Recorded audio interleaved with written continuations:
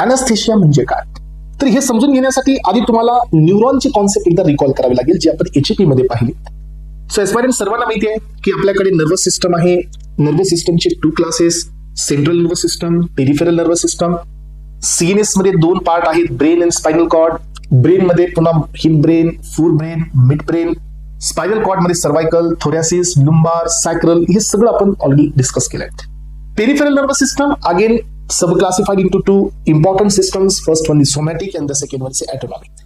So जे spinal cord आणि brain जे आहे, ब्रेन आणि स्पायनल कॉर्डला सोडून बाकी सर्व पीएनएस आहे. तर aspirants, if someone is touching to me, then how I would recognize this sense? So मी हा सेन्स कसा रिकॉग्नाइज करतो? So if someone is touching to me, तर हे सेन्सरी न्यूरॉन हे टच सेन्स करतात. तेवढ्या फ्रॅक्शन ऑफ मिली सेकंड मध्ये हा सेन्स ट्रान्समिट होतो, स्पायनल कॉर्ड कडे जातो. तिथं तुम्हाला असोसिएशन न्यूरॉन पाहायला मिळतात. तिथून तो इंटिग्रेट होतो हायर लेवलला आणि हा ब्रेन पर्यंत पोहोचतो. ब्रेन पर्यंत पोहोचल्यानंतर हे सर्व सेन्सरी न्यूरॉन्स काम करतात. मग मी तो हँड माझा रिमूव्ह करत असेल तर तो सिग्नल येतो ब्रेन कडून टू द स्केलेटल मसल, आणि ते न्यूरॉन्स असतात मोटार, जिथून मी माझा हात बाजूला काढेन. म्हणजे जोपर्यंत कुठलीही गोष्ट ही ब्रेन पर्यंत पोहोचत नाही तोपर्यंत आपल्याला त्याचा सेन्स होत नाही.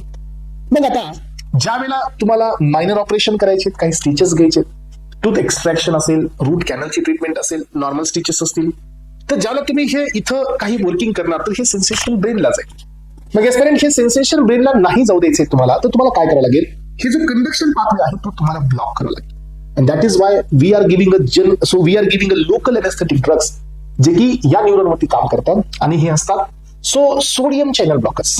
हे सोडियमच्या चॅनलला ब्लॉक करतात, ज्याच्यामुळे इंटरनल जे डिपोलरायझेशन होणार आहे ते होणार नाही आणि हे कंडक्शन पॉसिबल होणार नाही. मग इथं आपल्याला काय मिळेल? कुठल्याही प्रकारचा सेन्स मिळणार नाही. Loss of sensation without loss of consciousness, that is called as a local anaesthetic.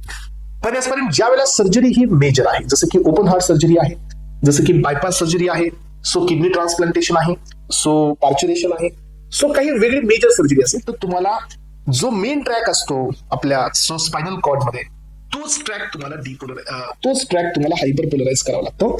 मग त्या केसमध्ये आपण जनरल अनेस्थेटिक्स देतो. जे जनरल अनेस्थेटिक्स दिल्यानंतर हे स्पायनल कॉर्ड मध्ये गाबाच्या रिसेप्टरवरती काम करतील, दॅट इज गामा अमायनोब्युटिक ऍसिड या रिसेप्टरवरती काम करतील, आणि that will open the chlorine channel, आणि क्लोरीन हे इन्फ्लक्स होईल आणि विल गेट द हायपरपोलरायझेशन, आणि पूर्ण कंडक्शन जे आहे जे ब्रेन कडे जात असेल हे कम्प्लिटली स्टॉप करेल, आणि त्या ठिकाणी loss of sensation, loss of all types of the reflexes with loss of consciousness तुम्हाला पाहायला मिळेल.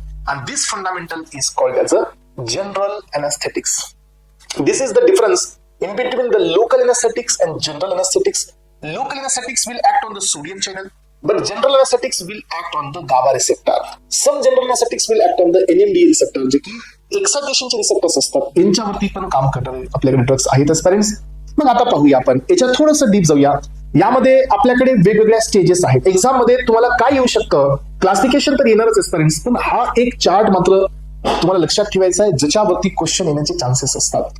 तुम्ही असं ऐकलंय का एस्पिरंट्स की एखादं मेजर ऑपरेशन म्हणजे जे लोक बोलत असतात की एक नवीन जन्म असतो, तर का ऑपरेशन क्रिटिकल आहे म्हणून नवीन जन्म नसतो? लक्षात घ्या, ज्या पर्सनला अनस्थेशिया दिला जातो, जनरल अनस्थेशिया दिला जातो, तर त्या पर्सनला आपण 3rd स्टेज मध्ये पाठवतो. अलग लक्षात, 3rd स्टेज ही ऑपरेशनची स्टेज असते, बट आजपर्यंत त्याच्या पुढची जी नेक्स्ट स्टेज असते ही कोमाची असते. सो म्हणजे काय की समटाइम्स म्हणण्यापेक्षा मेनी टाइम्स असं म्हणू शकतात की death of the patient not because of the problem, death of the patient. So या ठिकाणी हे होत असतं कशामुळे? डेथ ऑफ द पेशंट या ठिकाणी होत असतं त्या एक्सेसिव्ह अनस्थेशियाच्या डोसमध्ये.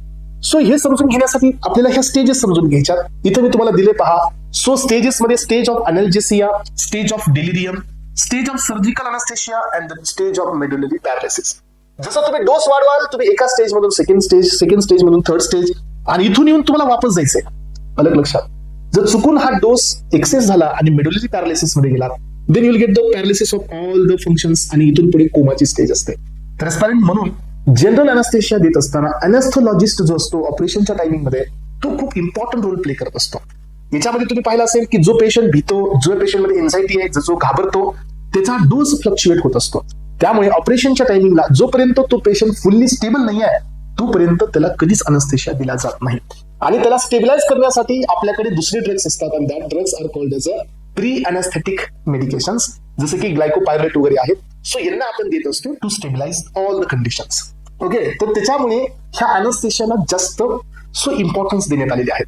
मग आपण पाहणार आहोत. सो आपण याच्या डिटेलमध्ये जाणून घेऊ की what is the meaning of general anaesthesia, stages of general anaesthesia and classification of general anaesthesia हे आपल्याला पाहायचंय. So the general anaesthetic drugs are the drugs which will produce the reversible. तर ही प्रोसेस रिव्हर्सिबल लॉस आहे कॉन्शियसनेसचा, along with the analgesia, along with the amnesia, muscular relaxation, loss of all the reflexes आणि allow केलं जातं surgical procedure. So याला आपण नाव देत असतो जनरल अनेस्थेशिया किंवा जनरल अनेस्थेटिक ड्रग्स, जे हे सगळ्या गोष्टी करतात. मग आता आपल्याकडे सगळ्यात आधी महत्वाचं याचं क्लासिफिकेशन. काही ड्रग्स आहेत इनहेलेशनल. तुम्ही जर मास्टरमध्ये तुम्हाला माहिती असताना अॅनिमल स्टडी केला असेल तर अॅनिमल स्टडी करत असताना तुमच्याकडे एक अनेस्थेटिक ट्यूब असते ज्याच्यामध्ये तुम्ही कॉटन घेता आणि त्याच्यामध्ये तुम्ही अनेस्थेशिया देता. सो टू द माइस और टू द रॅबिट तुम्ही जी ट्यूब आहे ही ट्यूब जर त्याच्या माउथ पाशी होल्ड करताय, त्या होल्डिंग मध्ये जर 1-2 सेकंड जर फ्लक्च्युएशन आलं ना तर त्या अॅनिमलची डेथ होते. म्हणजे तो डायरेक्टली फेज 4 मध्ये एंटर करतो, दॅट इज मेडुलरी पॅरालिसिस मध्ये. त्यामुळे हे देत असताना खूप प्रिकॉशन्स घेतले जातात आणि याची पूर्ण इन्फॉर्मेशन तुम्हाला असणं खूप अनिवार्य असतं. सो काही अनेस्थेशिया आपण इन्हेलेशनल घेऊ शकतो. सो इन्हेलेशनल दिला जातो तो अनेस्थेशिया गॅसेस फॉर्म मध्ये असेल तर नायट्रस ऑक्साईड आहे, व्होलाटाईल मध्ये असेल तर हॅलोथेन आहे. हॅलोथेन आहे, आयसोफ्ल्युरेन आहे, सेवोफ्ल्युरेन आहे, डेसफ्ल्युरेन आहे, इनफ्ल्युरेन आहे, क्लोरोफॉर्म आहे, सायक्लोप्रोपेन आहे आणि इथर आहे. तर एवढे आहेत बघा एक्सपेरिमेंट्स. तुम्ही मूवीज मध्ये बी पाहता, कुणीतरी तुमच्याकडे नॅपकिन घेऊन येतं, इथं लावतं, सो मग तो बेशुद्ध होतो, है ना. हे आहे या ठिकाणी क्लोरोफॉर्म जो खूप कॉमनली युज केला जातो. हॅलोथेन पण असतो, खूप कॉमनली युज केला जातो. हे लिक्विड असतात, व्होलाटाईल. त्यानंतर काही अनेस्थेशिया हे इंट्राव्हेनसनी सध्या दिले जातात, आयव्हीने दिले जातात. सो मेजर सर्जरीमध्ये यांना युज केलं जातं एक्सपेरिमेंट्स. सो हा प्रोपोफोल आहे इंडक्शन एजंट मध्ये. सो थायोपेंटन सोडियम आहे. तुम्हाला सगळ्यांना माहिती आहे की या थायोपेंटन सोडियम सोबत म्हणजे थायोपेंटन सोबत सगळ्यात जास्त लिपोफिलिसिटी असते आणि हा अल्ट्रा शॉर्ट ऍक्टिंग आहे. सो हायली रिडिस्ट्रीब्यूट होत असतो सेंट्रल नर्वस सिस्टम मध्ये. And this drug is considered as a red dead drug. So किंवा रेड ड्रग किंवा डेड ड्रग असंही याला म्हणलं जातं बिकॉज की याची लिपोफिलिसिटी खूप हाय असते आणि सिग्नेस मध्ये हा इन्स्टंटली एंटर करत असतो. ठीक आहे. सो त्यानंतर पहा, हा तुमचा इटोमिडेट आहे, केटामिन आहे. सो लक्षात घ्या केटामिन इथं इम्पॉर्टंट आहे. मिथोहेक्झिटोन सध्या आहे. सो एवढे ड्रग्स आहेत जे इंडक्शन मध्ये जातात. आपल्याकडे बेन्झोडायझेपिनचे हे गाबाचेच अगोनिस्ट असतात, आपण पाहिलं होतं. सो मिडाझोलॉम, डायझेपाम आणि लोराझेपाम तर हे ड्रग्स इथं आहेत. यानंतर ओपिएट्स आहेत एक्सपेरिमेंट्स. सो ओपिएडल ड्रग्स सध्या तुम्हाला अनेस्थेशियाचा रोल प्ले करतात कारण हे पण एनर्जेसिकच असतात. So fentanyl, morphine, so remifentanil, sufentanil, alfentanil एवढे सगळे आहेत. मग आता हे झालं क्लासिफिकेशन. नाव experiments I am moving towards the stages of anaesthesia. तर मी काय केले पहा, हे जे तुम्हाला दिसतंय ना हे एवढं हार्ड नाही आहे जेवढं दिसतंय. हे दिसताना हार्ड आहे ऍक्च्युअली. ही डायग्राम आहे केडी त्रिपाठीमध्ये. सो तिथून तुम्ही ही डायग्राम पाहू शकता.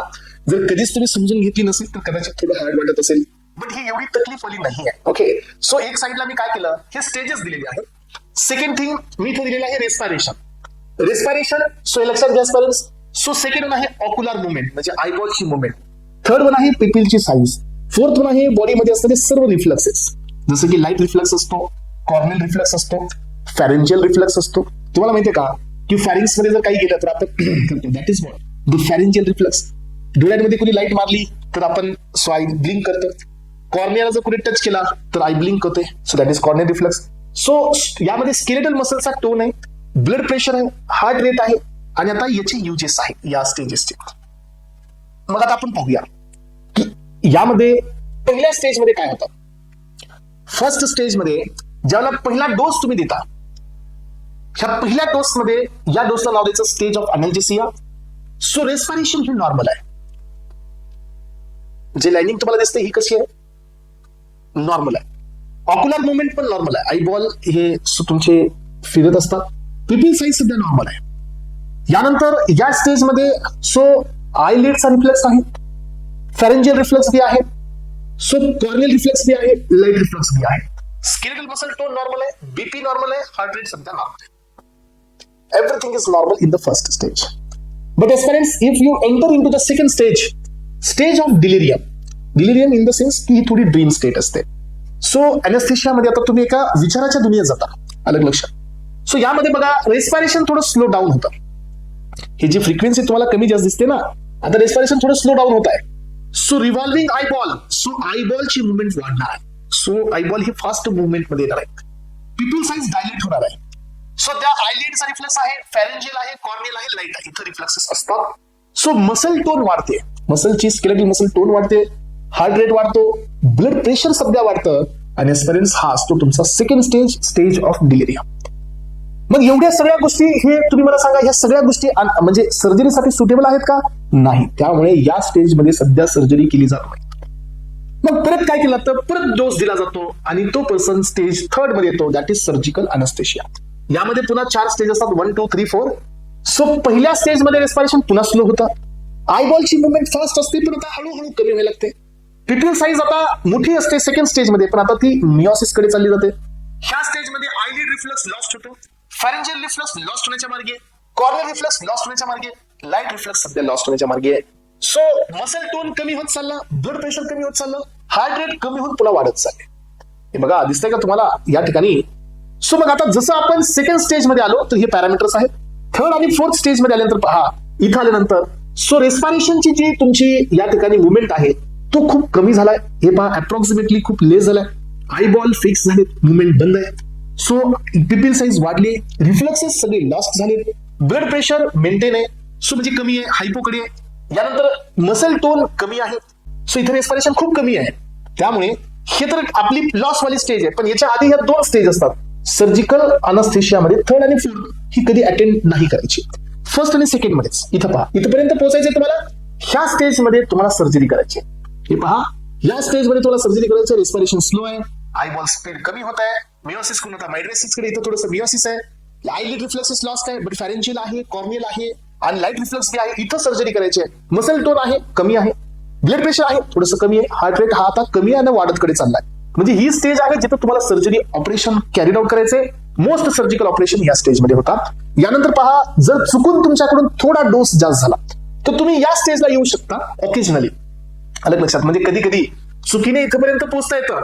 बट ही जी 4थ्या नंबरची स्टेज आहे ना, never be attempted. So he stage कधीच अटेंड नाही करायची. हे पहा, नेव्हर अटेम्प्टेड. आणि जी सगळ्यात शेवटची स्टेज आहे इथं तर सगळ्या गोष्टी ब्लॉक होतात आणि ही स्टेज असते मेडुलरी पॅरालिसिस, म्हणजे इथं होत असतं कोमा आणि death. This is all about the stages of general anaesthesia. समजलं सगळ्यांना? येस और नो? कुठं कोणता रिफ्लेक्स लॉस होत आहे हे मात्र लक्षात ठेवायचं. आयबॉल कुठे मिओसिस मध्ये पहिल्यांदा सगळी नॉर्मल आहेत, सेकंडला आयबॉल मुवमेंट फास्ट आहे, रेस्पिरेशन स्लो आहे, पिपल साईज वाढले, रिफ्लेक्सेस आहेत, ब्लड प्रेशर वाढलं, मसल टोन वाढला, हार्ट रेट सध्या वाढले. सो यानंतर 3rd स्टेज मध्ये आयबॉल मुवमेंट आता कमी होत चाललंय, पिपल हे मिओसिस कडे चालले, light reflex has gone, sorry eyelid reflex has gone, pharyngeal loss होण्याच्या मार्गे, कॉर्नियल आहे आणि लाईट रिफ्लेक्स बी आहे 1st 2nd पर्यंत. सो 3rd पर्यंत हा असतो कोणता? Light reflex.